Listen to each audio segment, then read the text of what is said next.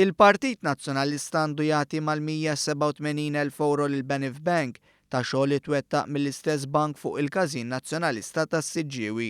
Dan ħareġ fi storja ewlenija ppubblikata fuq il-Gazzetta Malta Today, hekk kif jidher li l-Partit Nazzjonalista għadu mifni bid-dejn l-akkumula bi kredituri jiġru wara l-partit biex jiġbru flushom.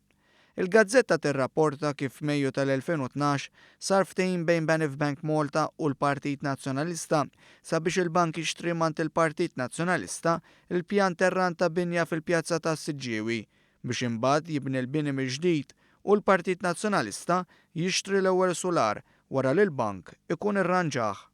Dan il-ftehim kien sar meta Paul Borch Olivier kien Segretarju Ġenerali tal-Partit.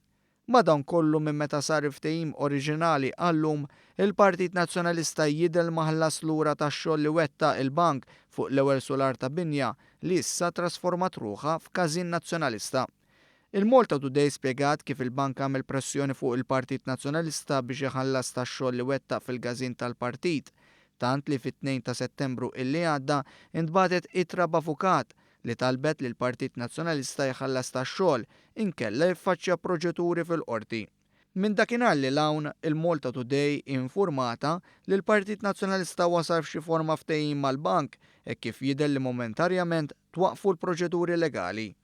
Sa issa mhux magħruf x'inhu dan il-ftehim hekk kif mal-Malta Today is-Segretarju Ġenerali tal-Partit Nazzjonalista Rosette Take għażlet li ma tikkummentax.